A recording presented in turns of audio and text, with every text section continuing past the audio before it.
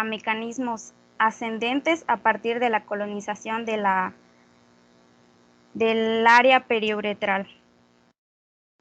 Hay una particularidad durante el periodo neonatal donde la vía de contagio preferente va a ser la hematógena.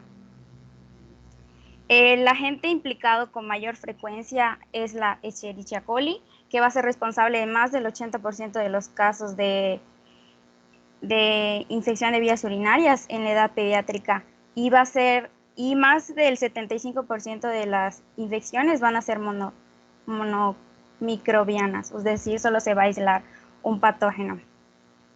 Como factores de riesgo tenemos que el sexo femenino, como ya había mencionado, por la uretra corta y ancha, las malformaciones del tracto urinario, retención urinaria, como sería en el caso del reflujo vesicoureteral. O sea, claro, que no se aguanten, es una recomendación. Que gana hacer pipí el chamaco o la chamaca, que vaya.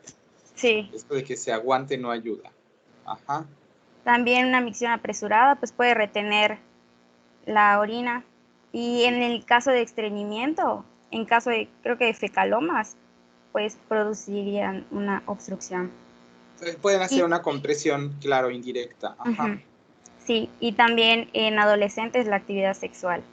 Bueno. Van a existir factores protectores, que sería una osmolaridad urinaria elevada, que sea mayor a 600 milismoles por mililitro, una alta concentración de ácidos orgánicos o urea, y un pH urinario ácido va a proteger contra estas infecciones. Ok.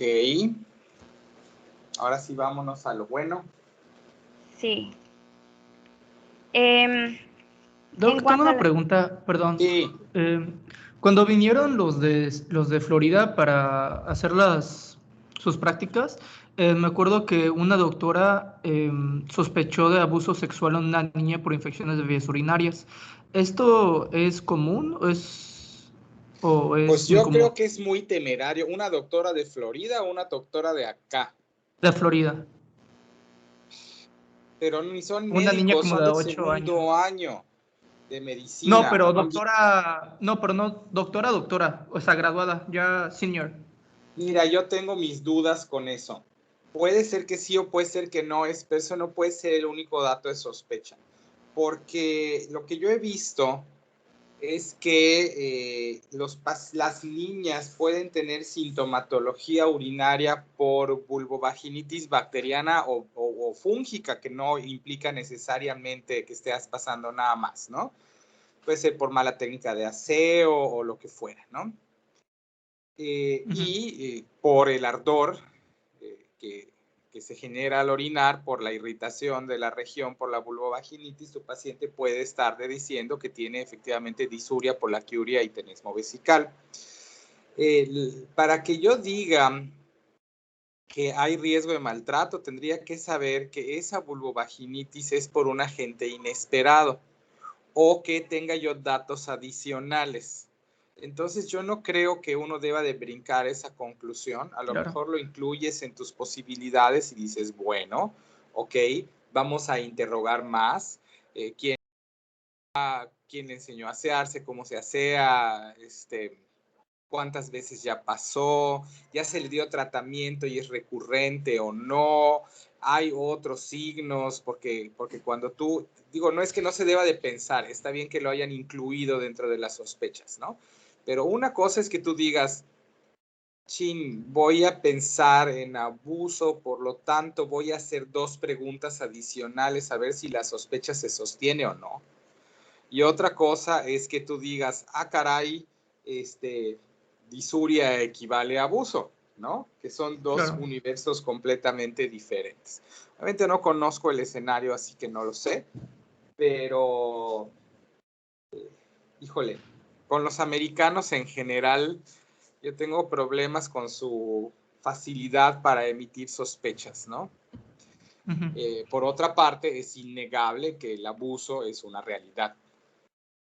Entonces, en este punto en particular necesito más contexto, información o haber visto o que ella hubiera explicado por qué.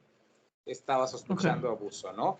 Y si solo estaba sospechando abuso en infección de vías urinarias a los 8 años, pues la verdad es que podrá estar muy titulada, pero le falta barrio, porque antes de pensar en abuso tuvo que haber pensado en cuestiones de aseo, y en mayores de 8, de 6, de 5 años, incluso es esperado, y hasta la segunda es que sospecha malformación, pero incluso malformación de vía urinaria van antes en el protocolo, a menos que hubiese tenido un aislamiento de gérmenes específicos, ¿no? Ya si encontraste clamidia ahí, pues la cosa cambia, ¿no? O lesiones de herpes, pues la cosa cambia.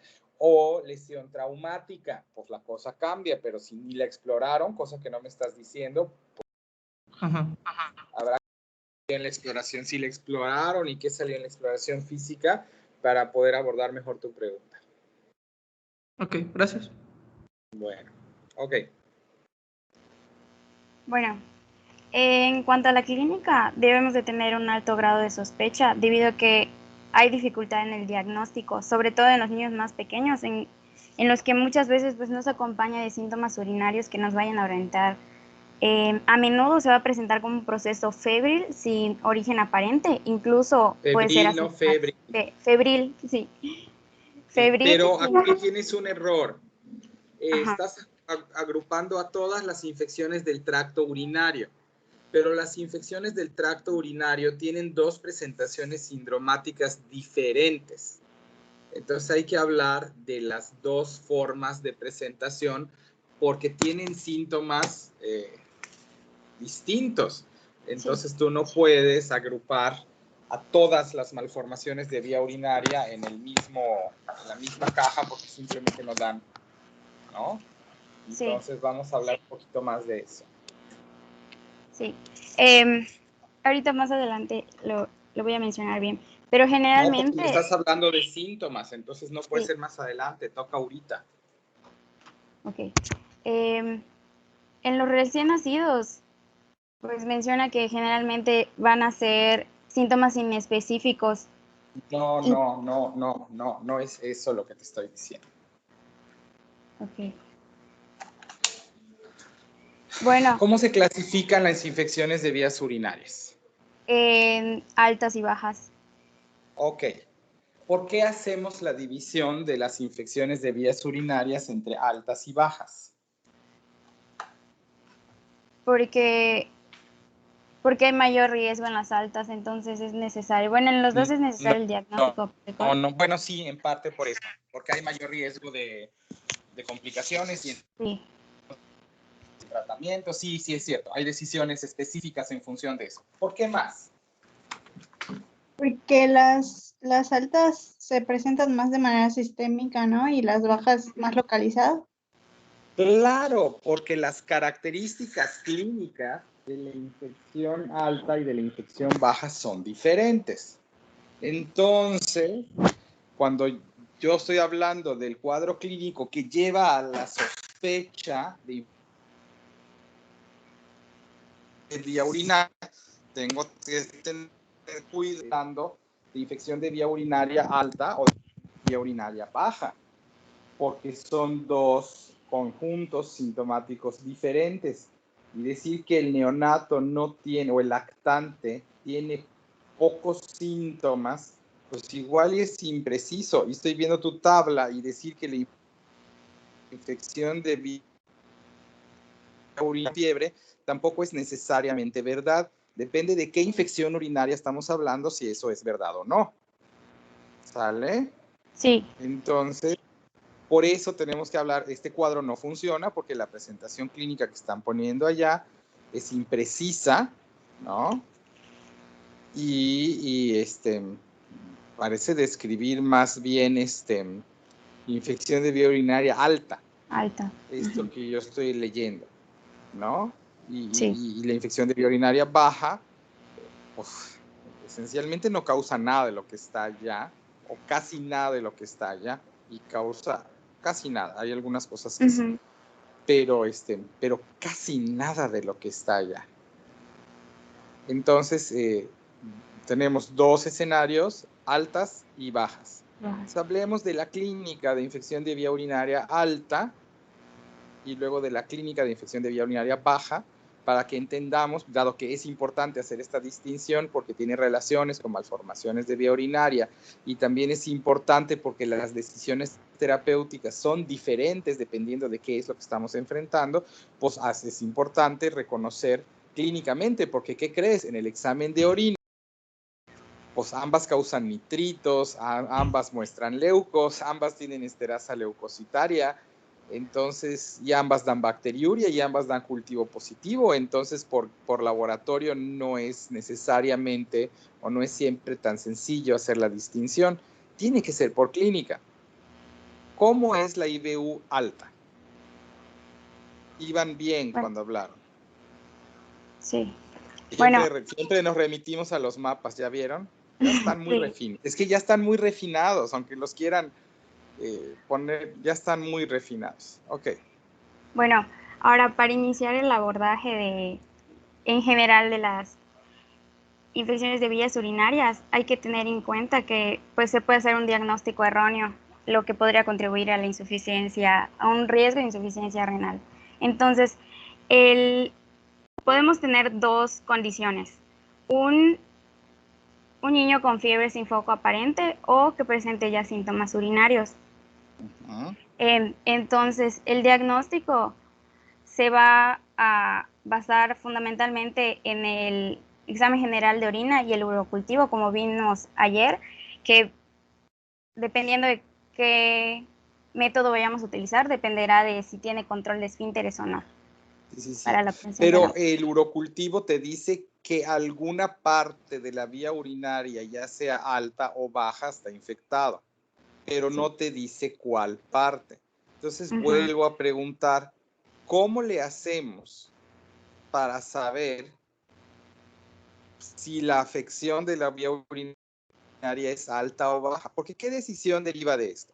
Que si el paciente tiene IBU alta, el esquema antimicrobiano es diferente y la posibilidad de hospitalización está ahí. Y si tu paciente tiene una IBU baja, cistitis, pues eso es ambulatorio.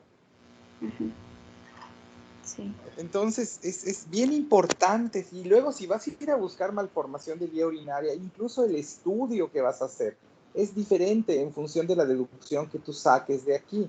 Entonces, otra vez, ¿cuáles son las características de la infección de vía urinaria alta? Síntomas sistémicos y principalmente la fiebre. Fiebre, ¿qué más? Fiebre, Entonces, básicamente fiebre. Fiebre con respuesta, con o sin, esperemos que sí, pero podría tener respuesta inflamatoria sistémica. ¿Qué más? Entonces vamos a buscar la presencia de síntomas como podría ser dolor en la fosa renal. Ajá. También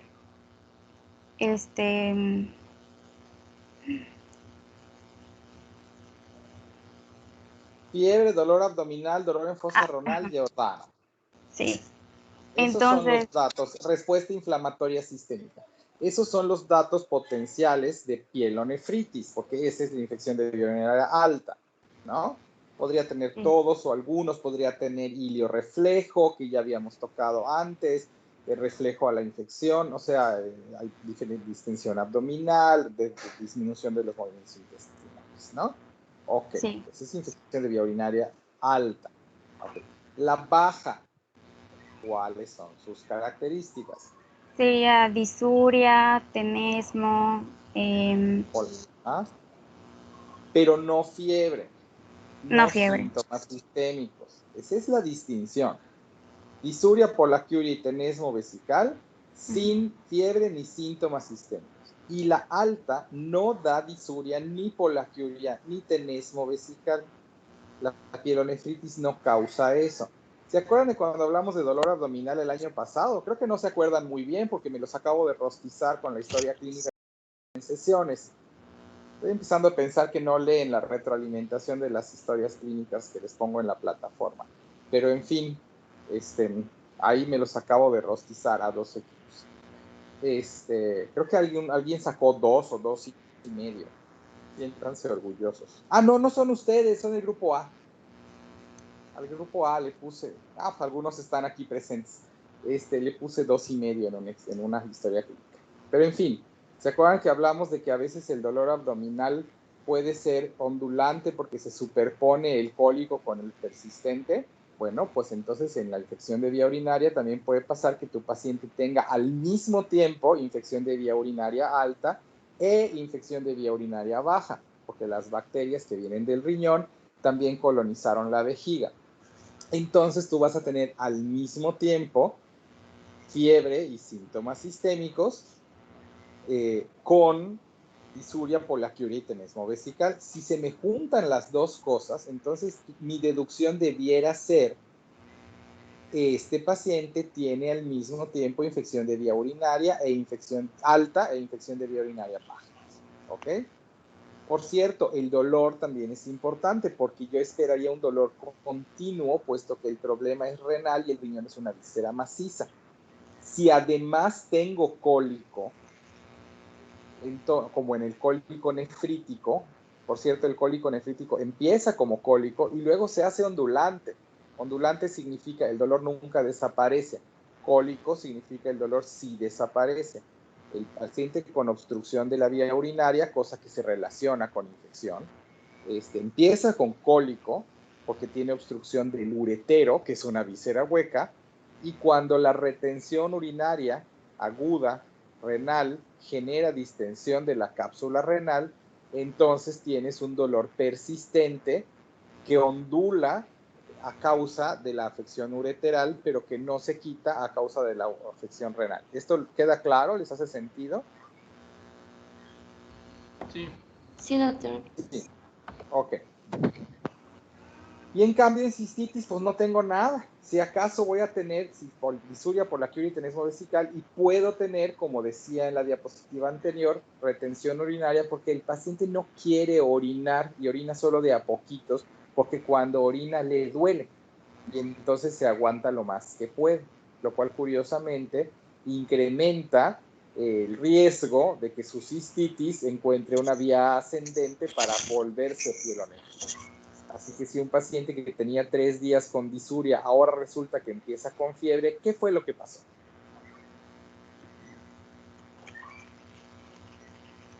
Pues por vía ascendente. Claro. Acabas de tener una extensión de la infección hacia el uretero y o el riñón por vía ascendente. Claro, ¿ven cómo sí se puede? Bueno, ahí está. Entonces, porque aquí no estamos haciendo un árbol diagnóstico con 1000 diagnósticos, a diferencia de las otras clases que hemos tenido. Aquí estamos peleándonos con infección alta y baja nada más. Por eso estoy hablando de las enfermedades. ¿Ok? Entonces, yo voy a distinguir esencialmente entre cistitis y pielonefritis con la información que se acaba de dar. En ambos se documenta con urocultivo. En ambos, el examen general de orina tiene esencialmente los mismos cambios, con la excepción de que si tienes cilindros leucocitarios, sabes que el problema es alto. Pero fuera de eso, leucocitos, bacterias, nitritos, esterasa, alteración del pH, todo puede aparecer en ambas cuadros clínicos. ¿Ok? Disculpe, doctor. Sí. En el cuadro clínico, la exploración física, perdón, ¿la puñopercusión en los niños pequeños se hace diferente, como con una mano o algo La así? puñopercusión no se le hace a nadie, doctor. Esa es una mala interpretación del signo de Giordano. Okay. ¿Alguien de ustedes aquí presentes ha tenido un cólico renal? Que diga yo, por favor. Yo, doctor. ¿Y cómo se siente? Horrible, horrible. No puedes ni tocarte la piel. No, ahí está, esto es lo que quería oír. El roce de la ropa con la piel causa un dolor intenso, ¿ok? Eso es un cólico renal. Aquí no hay duda, es como morirse, o sí o no, no hay puntos intermedios, ¿ok? Entonces, si el roce de la tela de la ropa causa un dolor intenso, ¿quién en su sano juicio tiene que percutir con el puño para ver si tu paciente tiene o no tiene cólico renal? Si tú le tocas con tu dedito y brinca, eso es un cólico renal. Y si no, entonces no es un cólico renal. Entonces, a lo más que yo te daría es a que le pongas la mano en la fosa renal y le preguntes, ¿tiene un dolor aquí? La paciente, la paciente, en este caso, porque quien contestó, va a brincar con eso. No necesita que le pegues con tu puño. Pegas con tu puño y bueno, o sea, Doctora, Ok. eso sería inhumano, ¿no es verdad? Sí, Doctora, doctor. Sí. doctora, tú que ya tuviste la experiencia, ¿te parece que existe el Giordano dudoso? No, no, no. No, es que no te puedes ni No, parar. no De verdad es existe. horrible. Claro, no existe el Giordano dudoso. No existe, gente. Les han engañado. Eso de que le pongas tu mano y le pegues encima con tu puño. Alguien no entiende lo que está buscando. De verdad, con que pongas la mano el paciente brinca. Ese es el signo de Giordano. Si le tienes que pegar con el puño, pues de una vez ni lo hagas. Ponle negativo. No tiene, o sea, no tiene. De verdad. Cuando vean pacientes o les pase, como la doctora, lo van a entender. Muchas gracias, doctor. No, pues de nada. ¿Y te hicieron puño percusión, doctora? No, doctor, de hecho ni me tocaron, solo me preguntaron que dónde me dolía. Y como estaba hasta vomitando del dolor, pues ya pensaron que Y era se eso. dieron cuenta, claro, es que de verdad, si no pueden hacer ese diagnóstico, pues están en el hoyo. Pero miren, historias del lado oscuro. Uno nunca debe de, perdón porque está grabado, pero uno nunca debe de subestimar la estupidez humana porque es infinita, creativa y polifacética. Ayer, bueno, a quien vaya hoy al hospital, se va a enterar que me llegó una niña leucémica nueva, que se los cuento. Llega, tiene 16 años, está en tratamiento de ortodoncia, se le hincharon las encías, ya esto era una pista muy interesante, ¿no? Pero se le hincharon muchísimo, onda hiperplasia gingival. Fue con el ortodoncista y el ortodoncista no tuvo mejor idea que recortarle las encías. Todo esto no es inventado, es real. Recortarle las encías. Y entonces la paciente obviamente se le infectó y le sangraron y entonces dijeron, pues vamos a ponerle clindamicina, ¿no? Y entonces como seguía con mucho dolor y no podía hablar y no podía comer, fue con el pediatra y el pediatra le tomó una biometría y le encontró 101,000 leucos. ¿Ok? ¿Me están oyendo? Sí, doc, sí. Sí, es que no oigo los gritos de sorpresa. 101,000 leucos. Y creo que es 98,000 plaquetas o algo así. Le dijo, no, pues ¿por qué no regresa en 3 días para que repitamos la biometría? Porque está rara. ¿Ok? Entonces ya, estupidez número 2. Porque 101,000 leucos no era un misterio que tenía que mandarla de inmediato, ¿no? Pero pues, tormenta tropical Z, llega en le repiten la biometría, 296,000 leucos, 32 de ácido úrico y 10 de creatinina. Y entonces sí dicen, oh cielos, esto está complicado. Y la mandan. Y la tenemos pues en choque séptico, intubada, sangrando, con falla renal, así, no más.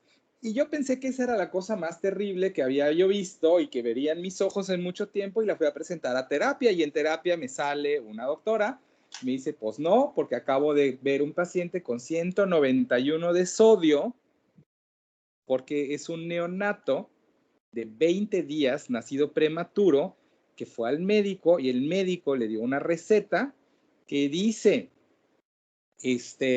Prenan, seno materno, si no se llena, prepararle Prenan 3 onzas cada 3 horas. Si no se llena, y se los juro, tengo la foto, darle 1 onza de té verde Arizona cada 3 horas. ¿Té verde Arizona? Sí, verde Arizona. Sí, y chequé la cédula del médico y es un médico titulado con cédula profesional que a un bebé neonato pretérmino le recetó té Arizona. De ese tamaño están las cosas. Yo tomo té Cuando sientes... Arizona mucho, pero esa cosa sé que está mal. Pues es que no tienes que saber física cuántica. Mi esposa sabe que eso está mal y no es médico. Mi hijo que está en primaria sabe que eso está mal. Y este cuate que tiene una cédula profesional de médico lo recetó. Está en la receta, ¿eh? No para sé que quiénes vean están de qué peor, si los que cuando resultan sientan de que son, Arizona o Big Kids de Unilife. no, cuando sientan que están en el colmo de la estupidez y que no es posible y que no sirven para nada, cosa que a todos nos pasa cuando estudiamos medicina, acuérdense que hay alguien en la calle que cree que el té Arizona se le puede dar a los neonatos y sin embargo tiene título de médico, terminó la carrera. Así que pensarán, si ese cuate puede, yo tengo que poder. Yo también puedo. No manches. Ahí nomás para animarse. ¿Cómo llegamos a esto de la gente es muy burra? Por la Por puño-percusión. lo del Ah, Jordano. por la Por el puño-percusión. Giordano. Ahí está, para que vean de qué tamaño es la cosa. El Giordano es evidente, pero no es evidente para todo. Es que luego uno comete el error de sobreestimar la inteligencia del ciudadano promedio. Entonces, mejor aclaramos todo para todos. El Giordano no es necesario, no como lo han visto hacer. Y lo más triste, que prueba otra vez mi punto, es que lo siguen haciendo y lo siguen enseñando. Y de verdad que no hace falta. De verdad que no. Vean lo que le hicieron a la doctora en Buena Clínica. Ni la tuvieron, cosa que les he insistido hasta la náusea en sesiones clínicas y bibliográficas. El 90% de los diagnósticos se sustentan en el interrogatorio. No hay ni que revisar al paciente para saber qué está pasando. No digo que no los revisen, pero vas a confirmar lo que ya sabes cuando vas a explorar un paciente. No vas a averiguar qué tiene. De verdad, en Buena Clínica eso es así. ¿Ok? En fin, entonces, Giordano, no es cierto, fiebre, síntomas sistémicos, dolor en fosa renal, pielonefritis, disuria polaquiuria tenesmo vesical, cistitis. Se juntaron las dos cosas, tu paciente tiene alta y baja al mismo tiempo. Es así de sencillo. Si tu paciente tiene infección de vía urinaria baja, es decir, cistitis, ¿qué hay que hacer? Les dije que esta clase era corta.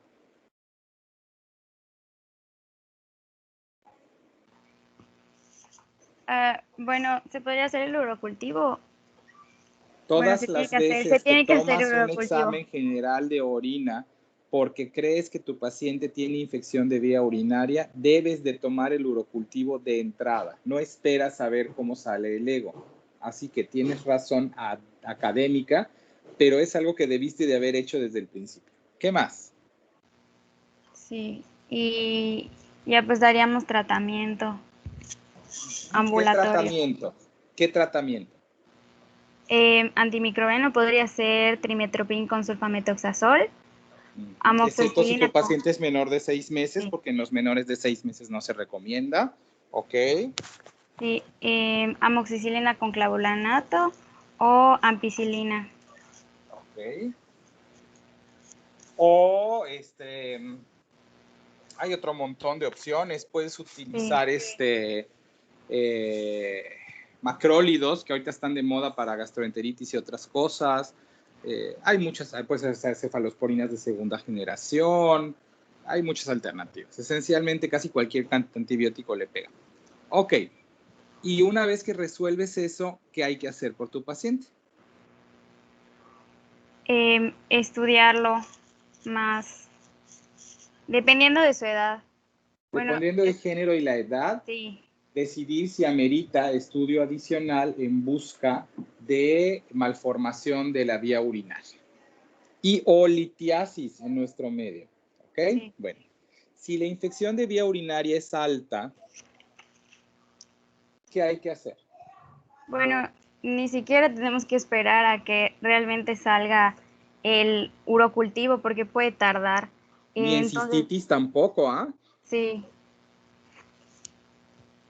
Entonces, como regla, no vamos a esperar a que transcurran más de 72 horas para iniciar el tratamiento. Entonces, No. debemos de valorar si tiene factores de riesgo o no para ver si se le indica el ingreso o se le maneja como ambulatorio. En el dado caso que presente factores de riesgo y se le ingrese, vamos a iniciar el tratamiento intravenoso con cefalosporinas de tercera generación. Ujú. Y en dado caso del manejo ambulatorio, ¿Cuál cefalosporina de tercera generación? cefotaxima o ceftriaxona.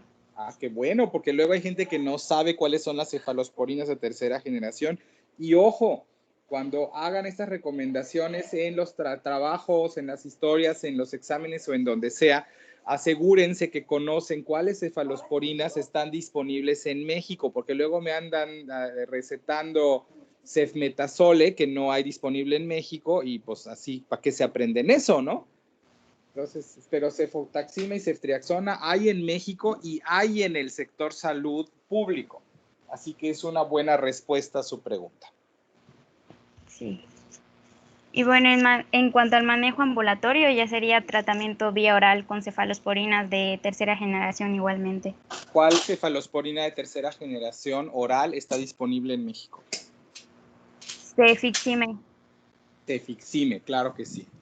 No es la única, pero es la más común. Con eso que sepas es suficiente. Ok. Doctor, otra pregunta. El doctor Andy nos había comentado que las cefalosporinas de tercera generación no las deberíamos manejar en primer nivel. Entonces, si sospechamos en consulta general una IBU alta, no complicada, si tenemos alto grado de sospecha, ¿lo mandamos a segundo nivel? Pues mira, podrías manejarle cefuroximaxetil oral y también quedaría razonablemente bien cubierto y podrías utilizar acitromicina o claritromicina y también puede funcionar. La pregunta no estriba tanto en si debes de usar o no debes de usar una cefalosporina de tercera generación en medio ambulatorio en primer nivel. La pregunta más bien estriba en si tú deberías de manejar como médico general una pielonefritis o no, pediátrica en este caso, o no, con el riesgo que deriva de ello, ¿no? Porque si tú tienes un paciente con pielonefritis que no tiene en este momento datos de riesgo, eso no significa que no los vaya a desarrollar. Entonces, si hace respuesta inflamatoria sistémica, entonces a ti te puede estallar el problema y si no lo referiste y luego se complica, te van a preguntar por qué tú asumiste el riesgo de tratar una pielonefritis en forma ambulatoria como médico de primer nivel. Yo creo que por ahí va a ir el cuestionamiento.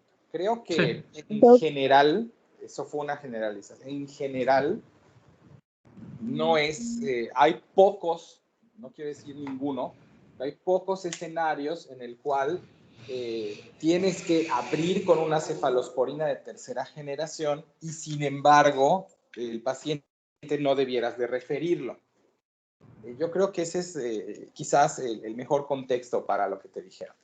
Pero si es un paciente de mayor edad, sin comorbilidades, que realmente está muy bien y tienes buena confianza de que te van a entender los signos de alarma, híjole, igual y sí me la aventaba.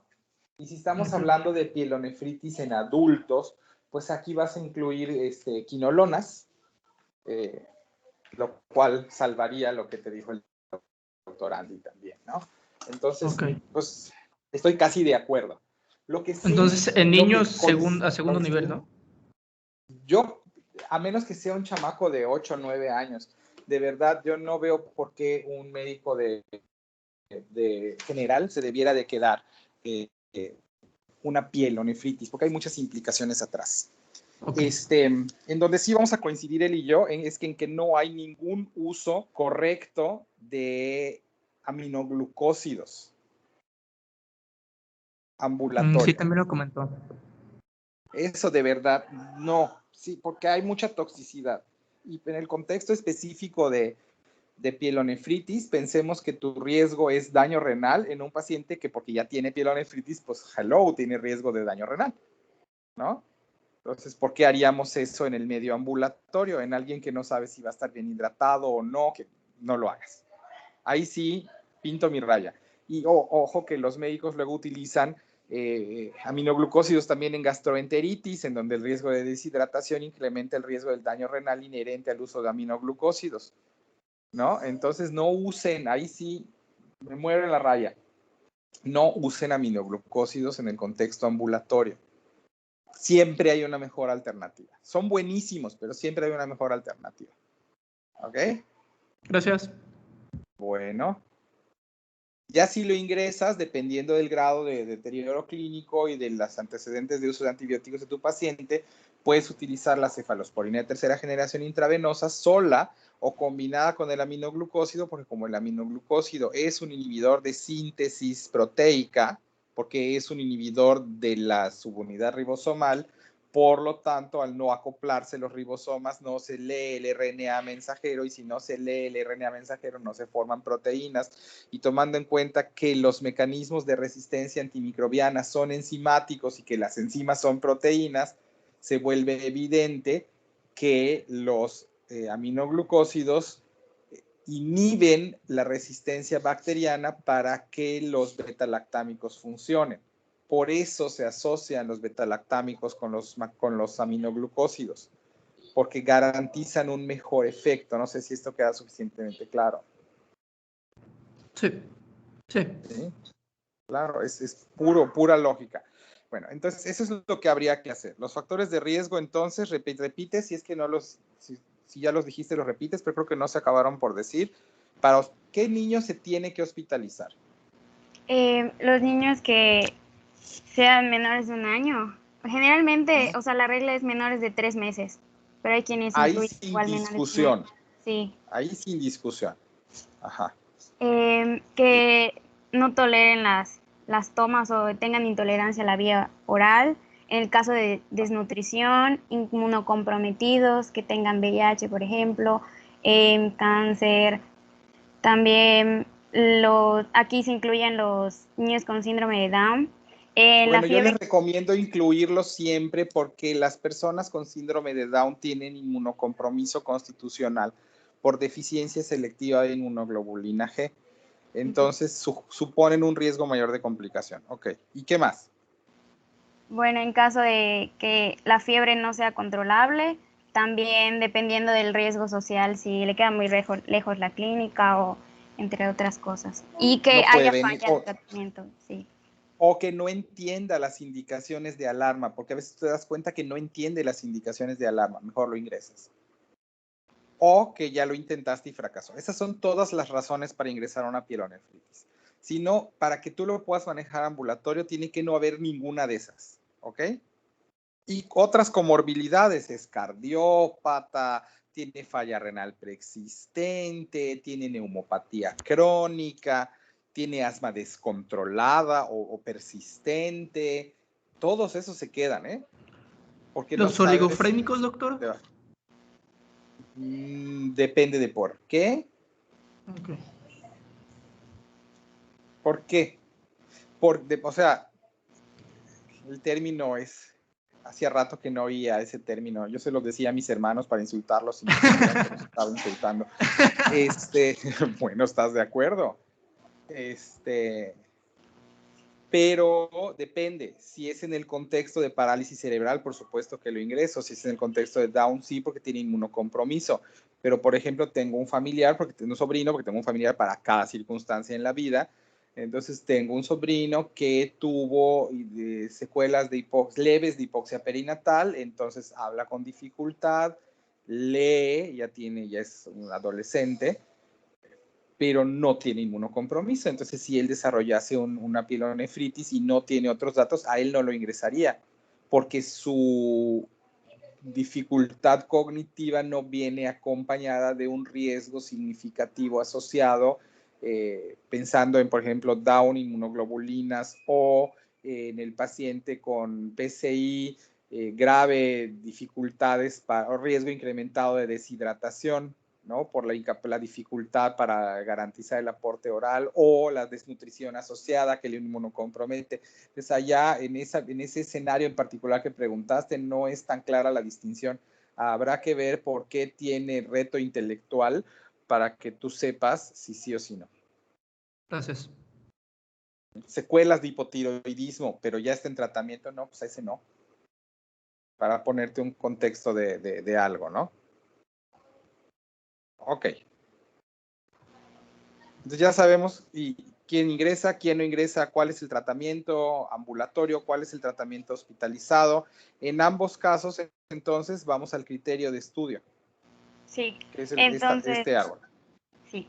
Entonces, si tenemos desde el primer diagnóstico en un niño un niño con su primera IBU documentada por urocultivo y en niños menores de 3 años, pues ya procedemos al seguimiento, ¿no? Y en niños mayores de 6 años sería su segundo episodio, igualmente documentada por urocultivo. Y es el límite de 3, hay fuentes que dicen 3 años, hay las que dicen 5, hay las que dicen 6. Lo que sí es que las niñas chiquitas en su primera IBU se estudian y las grandes se espera a la segunda. Eso es correcto. Entonces ante el protocolo difiere en función de cuál fue la infección de vía urinaria que tuvo tu paciente. Si tuvo infección, en ambas vamos a hacer primero un ultrasonido. Claro que el enfoque del ultrasonido es un poco diferente dependiendo de cuál fue la infección que tuvo, ¿no? Pero, disculpe, doctor, ¿puede repetir la primera parte? Es que se escuchó mal su micrófono. Yo no lo entendí. Que si tu paciente tiene una infección de vía urinaria y es un varón, se estudia desde la primera, y si tiene una...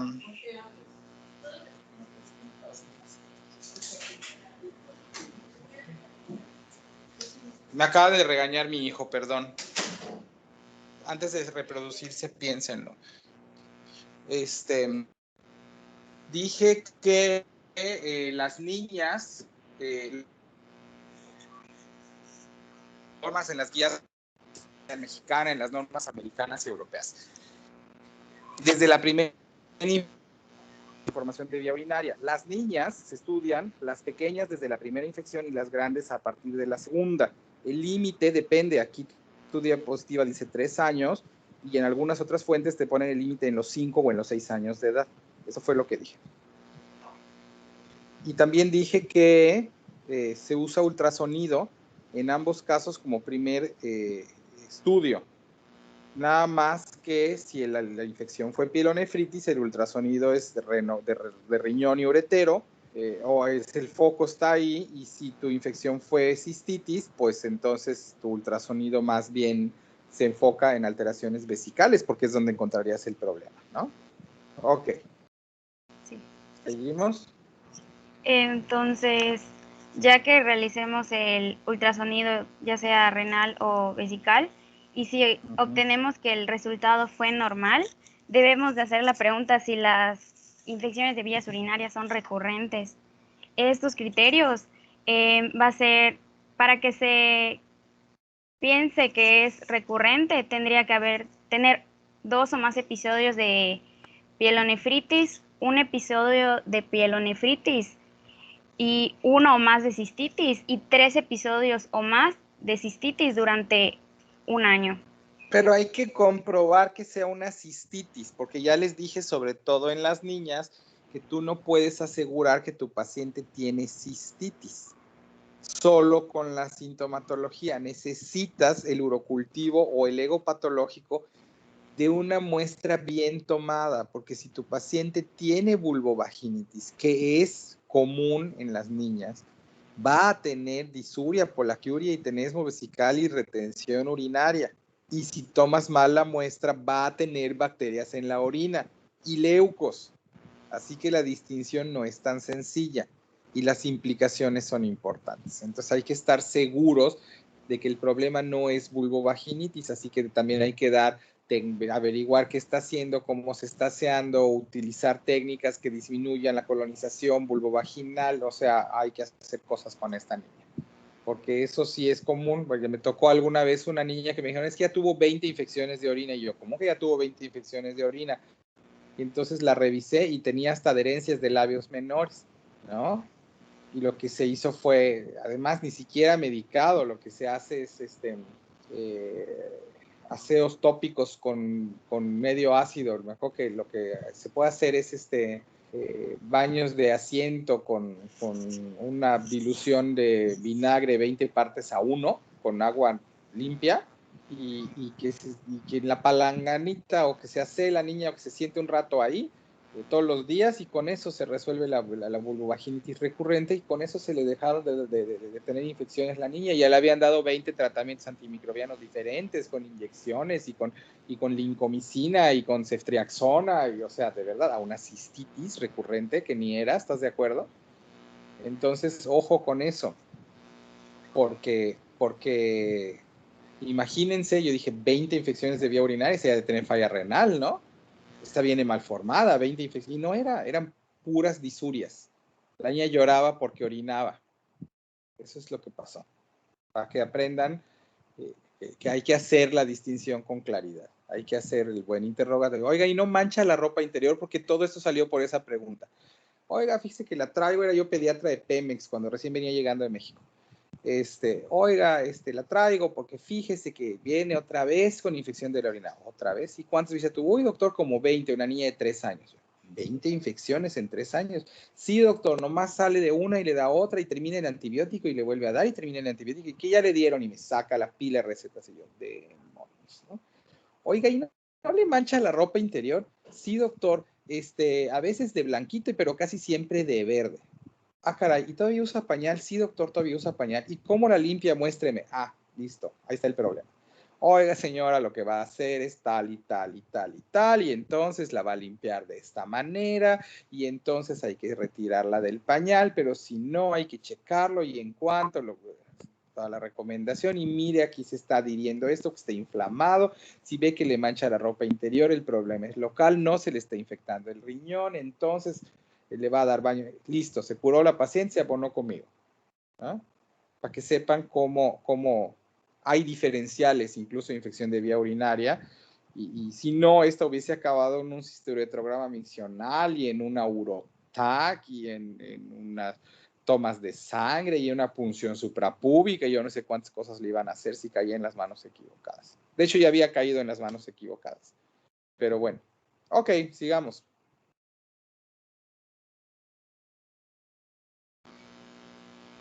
Bueno, en Hola. el caso de que, sí, es que tenía apagado mi micrófono. En el caso de que sí sean recurrentes, dependiendo de si tenía síntomas bajos o síntomas altos, va a ser el examen que vamos a realizar. En el caso de que sean síntomas bajos, vamos a utilizar el cistouretrograma miccional seriado, y en dado de síntomas altos, el urotac. Y si no son recurrentes, pues damos el tratamiento, como ya Y la vimos. urografía excretora ya está muy en desuso, ya lo que se usa es urotac. Da muy buena información con menos toxicidad o efectos secundarios asociados al método diagnóstico. Entonces sí, urotac sirve para ver litos, para ver malformaciones del uretero, para ver dilatación, para ver un montón de cosas. Porque lo que estamos buscando, que no nos lo han dicho, es si tu paciente tiene síntomas bajos, estamos buscando alteraciones anatómicas vesicales, inflamación de la vejiga, vaciamiento vesical incompleto o vejiga retencionista, vejiga neurógena, y alteraciones de la uretra, valvas uretrales en los varones. En ambos casos estamos buscando litiasis, porque acuérdense, la litiasis favorece infección, la infección favorece litiasis, así que estamos buscando litiasis. Y vivimos en Yucatán, en donde los litos son lo de hoy, ¿no? Y lo de toda la vida por cuestiones genéticas. En el caso de que tú tengas una infección de vía urinaria alta, eso tiene 2 posibles orígenes, o es hematógena o es ascendente. Así que tenemos que ir a buscar reflujo vesicoureteral, ¿ok? El cistouretrograma miccional seriado sirve en ambos lados, porque la urotac me dice si hay distensión o dilatación ureteral o no, si hay obstrucción ureteral, si hay estenosis, si hay duplicación renal o doble sistema colector o duplicación ureteral o alguna de estas cuestiones, ¿no? Y si encuentro dilatación ureteral, es entonces que justifico el cistoretrograma miccional para ver si lo que tengo es reflujo. El cistoretrograma miccional, ¿cómo es un cistoretrograma miccional? ¿Cómo se hace? Bueno, yo había entendido que se les ingresa una sonda, o sea, por eso, Se le pone una sonda. sí. Luego,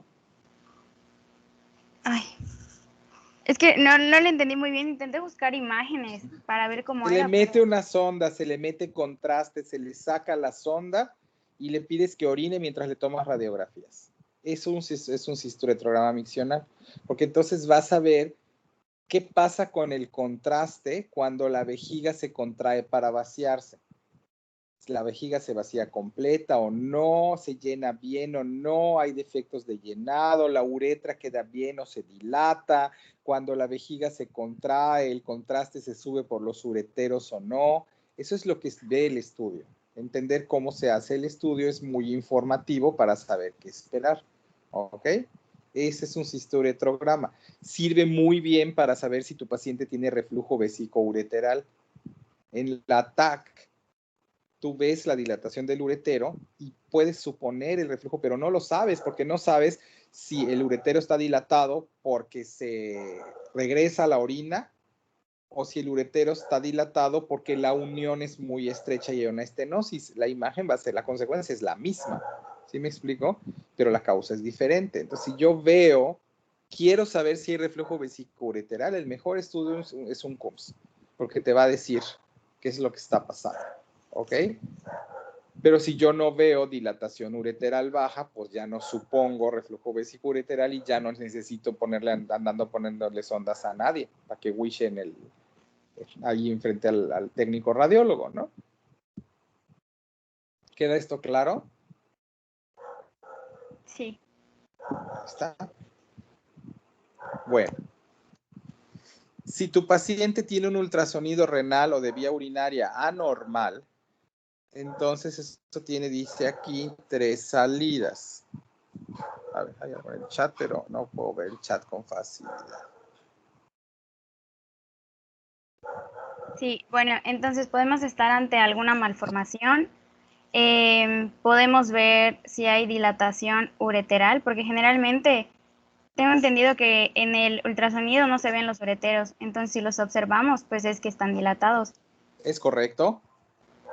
Y podemos ver alguna uropatía obstructiva, de lo que vamos a hablar. O suponerla, porque dependiendo del hito, el hito puede no ser visible si es muy pequeño, pero tú ves la obstrucción generada por el hito. Y sí es cierto, la uretera es una víscera hueca, bien delgadita, que no se ve si está bien, solo se ve si está dilatado. Bien, eso es un detalle bonito, un dato interesante. ¿Okay? Entonces, como ya había mencionado, si tenemos dilatación ureteral, pues vamos a realizar un COMS para ver si hay reflujo vesicoureteral, entre otros. Entonces, si encuentras una duplicación, un ureteral o renal o lo que fuera, o sea, si el ultrasonido te da ese diagnóstico, dependiendo de la malformación que encuentres, es si necesitas un CUMS o no, porque si lo que encuentras es una duplicación renal, o no necesitas un CUMS, ya sabes la razón. Si encuentras un doble sistema colector, no necesitas un CUMS, ya sabes la razón. Este diagrama está mal, porque ahí dice malformación, dependiendo de cuál malformación encuentres, lo que vas a hacer. A veces con el puro ultrasonido ya acabaste, ya no necesitas estudios adicionales para hacer el diagnóstico. Cuentas 4 riñones, pues ya sabes lo que está pasando. Y sí pasa, tuve una compañera en la residencia que tenía 4 riñones. Y una cantidad de pielonefritis impresionantes, porque además era de moral distraída, entonces hacía cistitis a cada rato. Pero bueno, too much information. Sí, claro, si encuentras, hasta que le quitaron un riñón y se quedó con 3, y luego le quitaron el otro y se quedó con 2. Y ya no se enfermaba tanto.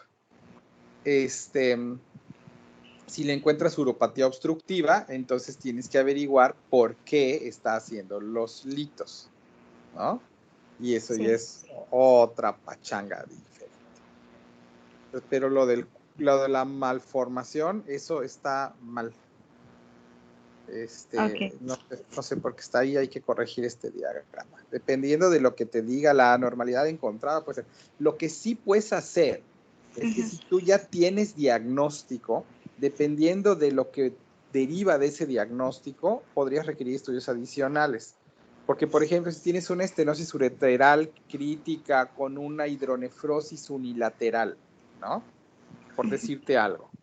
En un paciente que no tiene piedras. Lo que tienes es una estenosis ureteral. Entonces, la siguiente pregunta que surge, y esto ya no les toca a ustedes hace rato, ¿no? Ya no es de médico general, es, oiga, este paciente trae una estenosis ureteral con hidronefrosis izquierda. Mi siguiente pregunta sería, ¿le reconstruyo el uretero o mejor le voy quitando el riñón? ¿No? ¿De qué depende que yo haga una cosa o la otra? Cualquiera puede contestar. Cualquiera podría Del daño contestar. que ya tenga el riñón. De si ese riñón todavía aporta función renal o no. Correcto. ¿Cómo averiguo eso? Observando si aún tiene orina, si no orina. Pero no importa, el paciente tiene el otro riñón y con un riñón te alcanza para tener orina o no. Esa no es la manera de averiguarlo.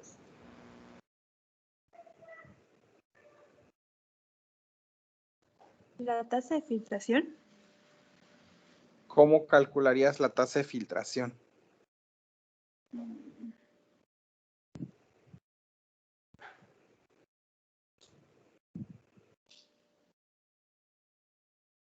¿Cómo lo harías? Es que puede ser que sí, puede ser que no, dependiendo de que necesito que me expliques más para que yo sepa si lo sabes o no.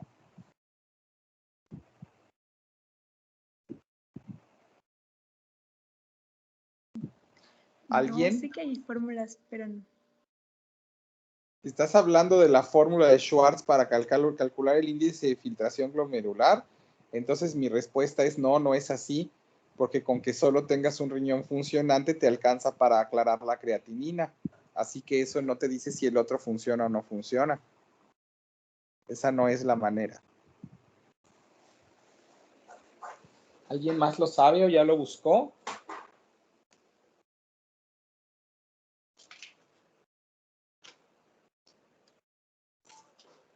Jóvenes, son preguntas que sirven, las deben de poder contestar. Pues una de las maneras para medir la función renal también puede ser por FENA, ¿no, doctor? Sí, no es cierto. El FENA lo que te dice, además de la función, es si se trata de un problema prerrenal o posrenal o intrarenal. No, tampoco así, porque con que un riñón esté funcionando te alcanza para saberlo. La pregunta no es si tiene buena función renal o no. Tampoco, porque esas sirven para averiguar la falla renal y el origen de la falla renal, pero con que solo tengas un riñón te alcanza para tener función renal completa. Por eso se pueden donar los riñones, porque con que te quedes uno te alcanza. Eso no es la pregunta. La pregunta es cómo sé en un paciente que tiene 2 riñones, pero uno tiene hidronefrosis, si ese riñón aporta a la función renal o no, para que yo sepa si lo trato de rescatar o mejor lo quito. La pregunta es, ¿qué estudio me dice cuánta función renal deriva de cada uno de los 2 riñones?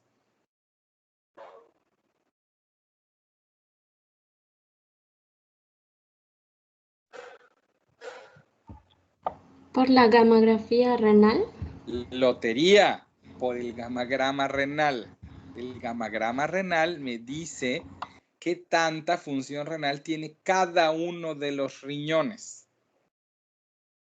Entonces, si yo tengo 0.6 de creatinina, tengo suficiencia renal. Si tengo 1.4 de creatinina, tengo insuficiencia renal, que a su vez se va a clasificar con el índice de Cockcroft-Gault para que sepan si es 1, 2, o el CADIGO, para que sepan si es 1, 2, 3, 4 o 5, para que sepan si es candidato a sustitución. Eso ya lo deben de saber, ya pasaron medicina interna, ¿no?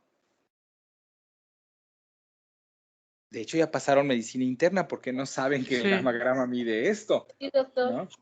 ¿Y por qué no saben que el gamagrama mide esto? En fin, bueno, no me voy a meter a llorar por eso. Averiguan eso y acuérdense que cualquier paciente que tiene creatinina elevada tiene insuficiencia renal. El riñón no puede, no le alcanza a escuchar. Tu paciente tiene 0.6 de creatinina, eso quiere decir que tiene suficiencia renal. Ahora, ¿tiene suficiencia renal porque los dos riñones chambean o tiene suficiencia renal porque el único que chambea está haciendo todo el trabajo y el otro no sirve para nada? De ahí van a tomar la decisión de si lo que le conviene a tu paciente es quitarle el riñón, porque si el riñón aporta el 3% de la función, básicamente no está funcionando, y entonces meterlo a una cirugía con un doble J para que luego le pongas riesgo incrementado de sepsis de origen renal, para que luego le quites el catéter y le reconstruyas el riñón para que de todas maneras le salves un riñón que no funciona, pues la verdad es que es perder el tiempo. Entras, le quitas ese riñón que no sirve y ya, tu paciente soluciona su problema. ¿Sí ven a lo que me refiero? Ahora, si aporta el 40% de la función renal o el 35%, mejor lo conservamos. Y ese es el escenario más práctico de gamagrama renal. Ciertamente el gamagrama renal también identifica pielonefritis. Lo van a encontrar en la literatura. Pero no es una manera práctica de sustentar pielonefritis. Hay otras maneras más sencillas, ¿no? Y el gamagrama renal también te puede identificar la pérdida de la función renal derivada de una pielonefritis que ocurrió previamente, pero tampoco es lo que nos interesa en este momento. ¿Estamos claros hasta acá? Sí, doctor. Bueno, ok, entonces eso es pielo. Ahora, si lo que encontraste es un lito, ¿qué tenemos que hacer basados en la clase de ayer?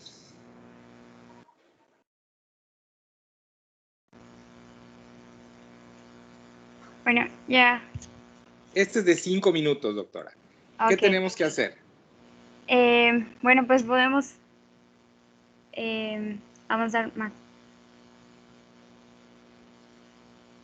A ver, aguántenme, me va con ya me acaba. Bueno, en lo que vas viendo lo voy a hablar con la de Tabasco.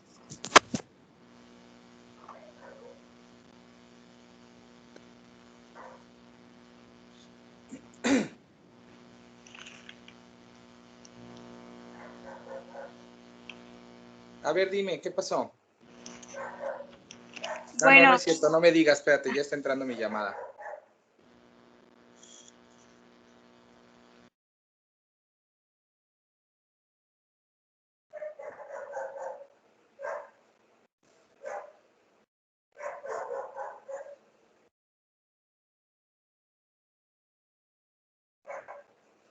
Que nos muestra su perrito.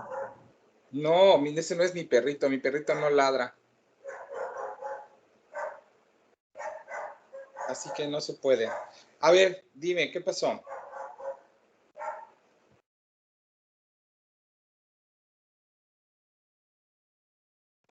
A ver, aváncenle.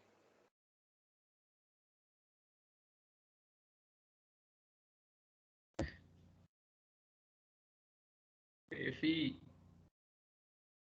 Abre tu micro, doctora. Ahí estaba hablando. Bueno, si tenemos la sospecha de litiasis urinaria, puede ser dada por los síntomas dependiendo de la localización del lito. Vamos a empezar a realizar una anamnesis. El examen, en la anamnesis podríamos incluir si tiene factores hereditarios, algún problema metabólico, podría ser la hipercalciuria, entre otros.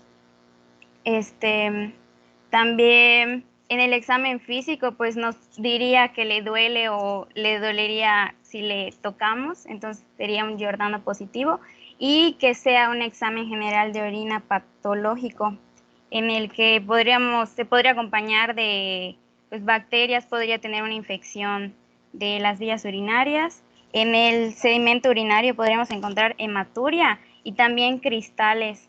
¿Y cuál es la predominancia de esos cristales? Y ya, entonces podríamos realizar un ultrasonido renal en el que podemos encontrar dos situaciones, que sea normal o que tenga una uropatía obstructiva. y va a depender del tamaño del lito si se realiza un manejo urgente. Por ejemplo, si tenemos litos de menores a 5 milímetros, se supone que como son pequeños, podrían expulsarse espontáneamente.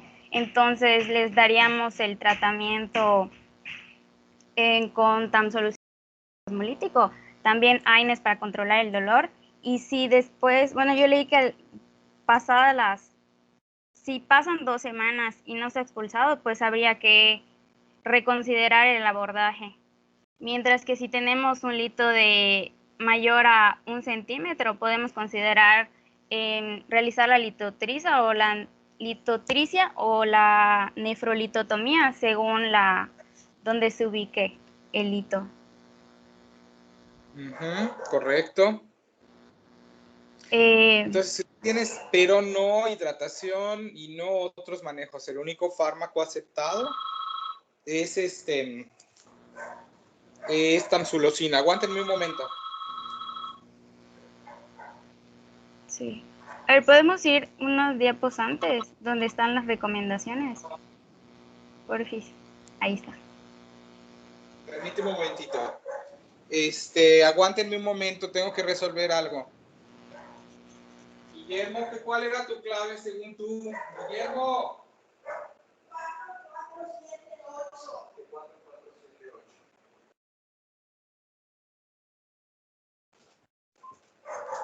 Ya está, ya resolví. ¿En qué nos quedamos, perdón?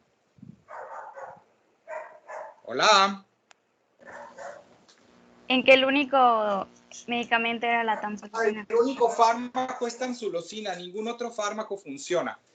Y la decisión pues no nos compete en primer contacto, le compete al especialista de si el tratamiento es porque evidentemente esto no es un manejo ambulatorio, de si el manejo es con tamsulosina por su actividad relajante músculo liso, o si es litotripsia en casos muy seleccionados, o si es urolitotomía. ¿Ok? Ahora, si yo ya encontré un paciente con litiasis o con riesgo de litiasis, recordemos que la primera causa de falla renal en Yucatán, en pacientes pediátricos, a diferencia de lo publicado en la literatura internacional, es justo la litiasis. En el resto de la literatura, casi en todo el mundo, se describe como primera causa de falla renal en pediatría la malformación de vía urinaria. Para nosotros no. Ahora, ¿por qué los yucatecos hacemos litos? Pista, no es por el agua de pozo que tiene calcio.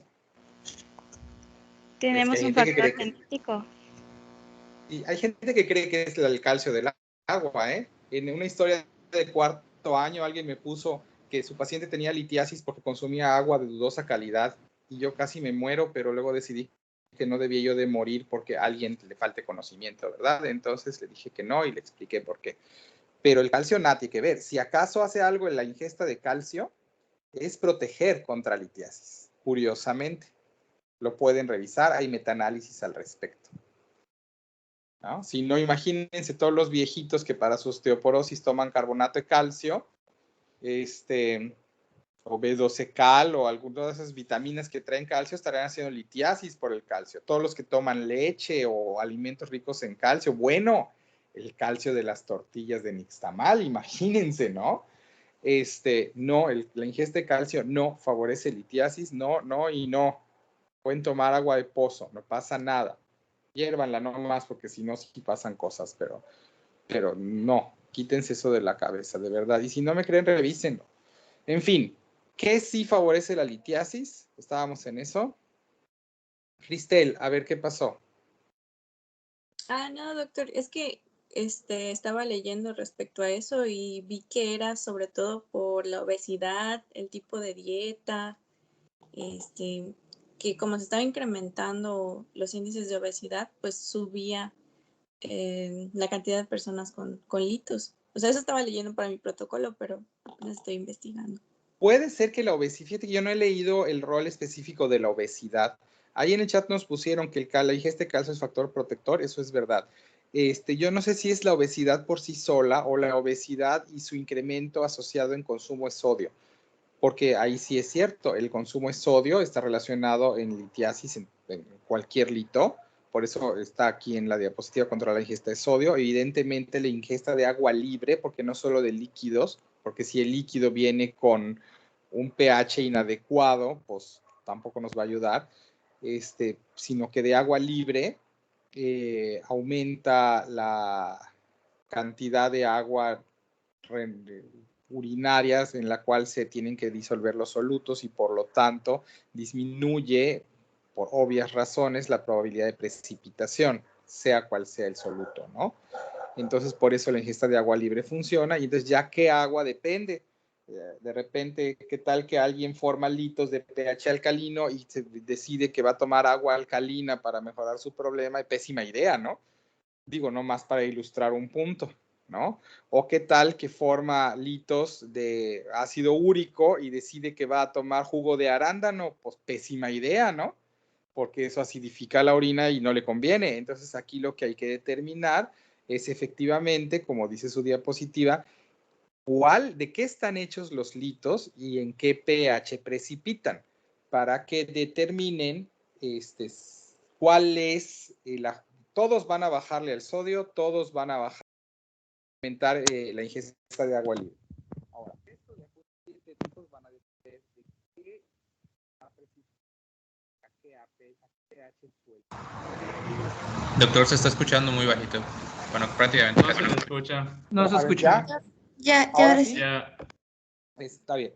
Que tienen que averiguar en qué se está precipitando y en qué pH suele precipitar para que ustedes decidan cuál modificación tienen que hacer a la dieta, además de incrementar la ingesta de agua y reducir la ingesta de sodio. Y entonces aquí sabemos que si son litos de pH ácido, le tienen que dar vegetales, limitar la ingesta de proteínas de origen animal, no evitarla, pero limitarla, controlar los cítricos y las fuentes dietéticas de ácidos, ¿no? Como pasa, como el famoso jugo de arándano que tiene 1000 protocolos, ¿no?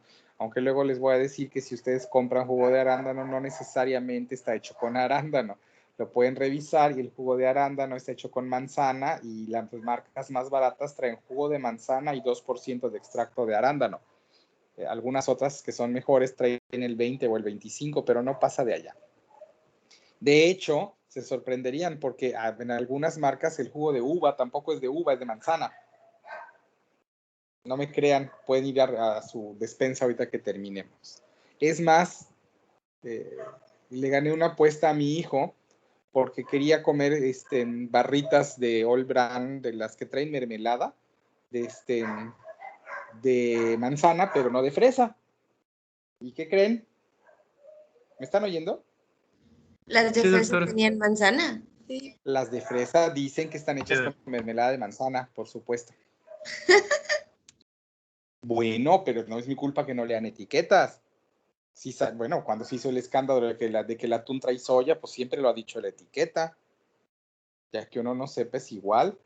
Y prepárense para que se les rompa el corazón. No es lo mismo. Bueno, vieron el lío de los quesos, ¿no? Sí. Bueno, lo que pasa es que si uno va al súper, verá que los quesos caros dicen queso tipo manchego, ¿no? Queso manchego. Una cosa es queso manchego. Ay, Dios mío, permítanme otra vez. Bueno, buenos días, estoy en clases. Me lo podemos ver en 10 minutos, ya me lo acabo porque tengo que bajar, estoy solo. Sale. Está el queso manchego, les decía. Está el queso tipo manchego, que no cumple la norma de manchego, sino que se parece, pero es queso. Y está el alimento lácteo tipo queso manchego. Eso quiere decir que tampoco es queso y eso depende de cuánta grasa de origen vegetal versus animal tiene. Si uno va al súper, ya sé que a ustedes no les importa de cuánto cuestan las cosas, porque para eso están sus papás y sus mamás, pero bueno, ¿cuánto cuesta un litro de leche, gente? Depende, puede costar hasta... Entre 14 y Hasta 20 16. pesos. No, Hasta tampoco 28, crees. 30. Depende de la marca igual. Depende de la marca, entre 14 y 25. Y ya se dieron cuenta que casi todas las leches que cuestan menos de 15 pesos en realidad dicen alimento lácteo y no leche. Sí, producto lácteo. ¿Por qué dice eso? ¿Por qué dice O tal producto cual dice lácteo? fórmula. Sí, muchos son ¿Por qué no dice leche? ¿Por qué no es leche? Porque no es leche, porque no cumple la norma oficial mexicana para llamarse leche. Claro, Era muy como bien, la doctora, Nutrileche, estamos que es aprendiendo. fórmula láctea. La Nutrileche no es leche, claro que no. No, ajá, que es fórmula láctea. Ni la Fortileche es leche. Tampoco. Dice leche en la caja según tú, pero no es. Y todavía les puedo romper más su corazón. ¿Ya vieron que los chocorroles no dicen que están cubiertos de chocolate? No, no es chocolate lo que tienen. Es cobertura Nada de sabor eso es chocolate. Ajá. Pero no es Y chocolate, de los es chocorroles. grasa vegetal Es grasa. con colorante, con saborizante de chocolate, pero chocolate no es. Tampoco la Nutella, que no tiene mucha almendra, es más cacao y no, pero qué otras cosas. No, ojalá fuese cacao. Aceite de palma. Aceite de palma con azúcar. Exacto, aceite de palma. Y lean cuánto de su chocomil que es choco y cuánto es azúcar para que se vayan más de espaldas. Claro. Sí, yo Y desde que así empecé a hasta hacer el infinito. ¿Qué? cuenta esas cosas. Desde que empecé a hacer dieta, el Yo por nutriólogo eso no me hago dijo- dieta, doctora. No, o sea, es que sí hay No, está ciertos bien, alimentos, no. ¿no? Empezaste a leer Entonces, etiquetas y te diste cuenta de las cosas, ¿no? No, yo cuando se escandalizaron de la tuya, dije, pues siempre ha dicho que tiene soya, o sea, ¿cuál es la sorpresa? Me lo sigo comiendo igual. Es más, a veces compro la soya sola para cocinarla. No más que hay que leer las etiquetas para que sepan lo que están comiendo.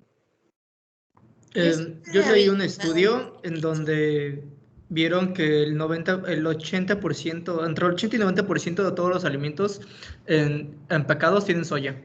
Entonces, si eres alérgico a la soya, vas a tener un difícil momento para elegir comida. Por supuesto. Bueno, si eres alérgico al gluten, hay jamones que no puedes comer porque vienen con harina de trigo. Recuerdo que una vez un compañero me dijo que trabajaba en Subway toda colación y que una persona era alérgica a la soya y preguntó si el pollo que daban en Subway tenía soya y tuvo que preguntarle a su jefe y la respuesta es que solo le podían dar un sándwich vegetariano porque todo lo demás le iba a dar reacción. Así que si van a Subway, todo es soya.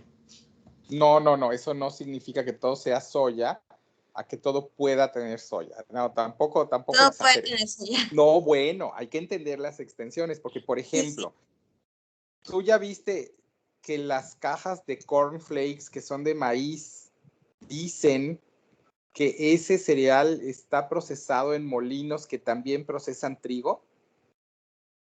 Sí.